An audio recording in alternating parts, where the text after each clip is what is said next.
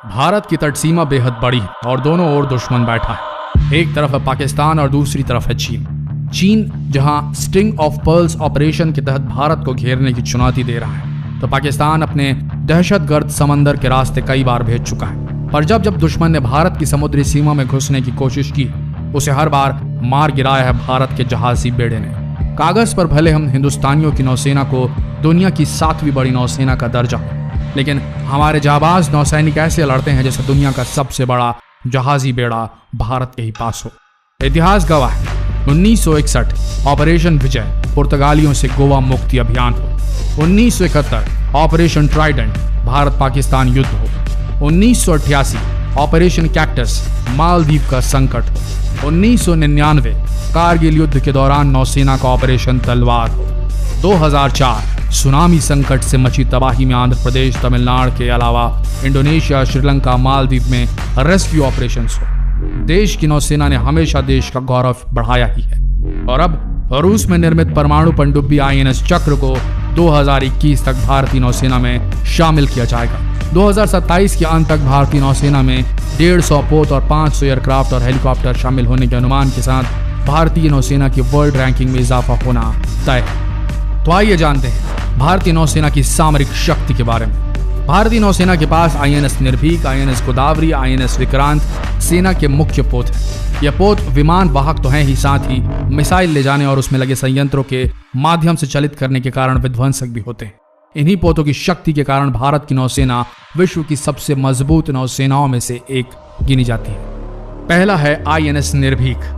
INS निर्भीक भारतीय नौसेना की वीर श्रेणी का पोत है। इसका कुल भार 455 टन है। इसकी रफ्तार 59 किलोमीटर प्रति घंटा है। इसकी लंबाई 56 मीटर है और चौड़ाई 10.5 मीटर है। यह बेहद विध्वंसक हथियार है भारतीय नौसेना का। INS Godavari F20।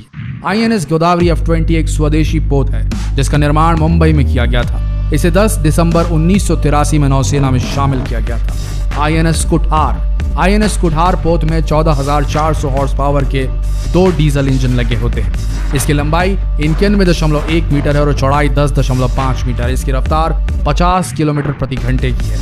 INS तलवार F40। यह पोत भारतीय नौसेना की तलवार श्रेणी का पोत है। इसका निर्माण रूस में किया गया था। शामिल किए जाने के बाद से ही इस पोत को कई नौसैनिक ऑपरेशन में शामिल किया गया है। INS Mysore D60। INS Mysore D60 भारतीय नौसेना का मिसाइल वाहक पोत है जो कि अभी सेवा में है। यह एक स्वदेशी पोत है जिसका निर्माण मुंबई में किया गया था। INS Vikrant R11। INS Vikrant R11 भारतीय नौसेना का विमान वाहक पोत है। इस पोत ने 1971 में भारत और पाकिस्तान के युद्ध में पूर्वी पाकिस्तान में समुद्री नाकेबंदी में महत्वपूर्ण भूमिका निभाई थी। भारत ने इसे 1957 में यूनाइटेड किंगडम से खरीदा था। INS Tabar F44। INS Tabar F44 भारतीय नौसेना की तलवार श्रेणी का तीसरा पोत है। यह रूस निर्मित एक पोत है। यह कई मिसाइलों से लैस पोत है। INS तरंगिनी। INS तरंगिनी भारतीय नौसेना का एक बड़ा पोत है। इसे 1997 में सेना में शामिल किया गया था। इसका निर्माण गोवा में किया गया था। इसका डिजाइन ब्रिटिश नौसेना के आर्किटेक्ट कोलिन मूडी ने तैयार किया था। INS Virat R22। यह प्रशांत महासागर में सक्रिय विमान वाहक पोत है। यह INS ज्योति के बाद भारत का दूसरा सबसे बड़ा पोत है। इसे 1959 में रॉयल नौसेना के लिए बनाया गया था और 1987 में भारतीय नौसेना में शामिल किया गया था। INS ज्योति। INS ज्योति भारतीय नौसेना का अत्याधुनिक पोत है जो विमान वाहक पोत है। INS Ranveer D54। INS Ranveer D54 भारतीय नौसेना की राजपूत श्रेणी का विध्वंसक विमान है। इसे 28 अक्टूबर 1986 को सेना में शामिल किया गया था। INS करमुक P64। INS करमुक P64 पोत ने अन्य नौसेना पोत जैसे कि INS A57 और INS राणा पोत के साथ मिलकर जापानी नौसेना के साथ एडमिरल P अजीत सिंह के नेतृत्व में कई बार अभ्यास में भाग लिया है। INS दर्शक। इसका निर्माण गोवा शिपयार्ड लिमिटेड में किया गया था और सन 2001 में SS कार्नी के कमांड में नौसेना में शामिल किया गया था। देश में निर्मित पहला INS दर्शक सबसे पहले 1964 में सेना में शामिल किया गया था। INS Shivalik F47। इस पोत का नाम शिवालिक पर्वत श्रेणियों के नाम पर दिया गया है। इसका भार 6200 टन है। इसकी लंबाई 468 फीट और चौड़ाई 58 फीट है। स्वदेशी INS विक्रांत। देश के पहले स्वदेशी युद्ध पोत INS विक्रांत को 12 अगस्त 2013 को समुद्र में उतारा गया।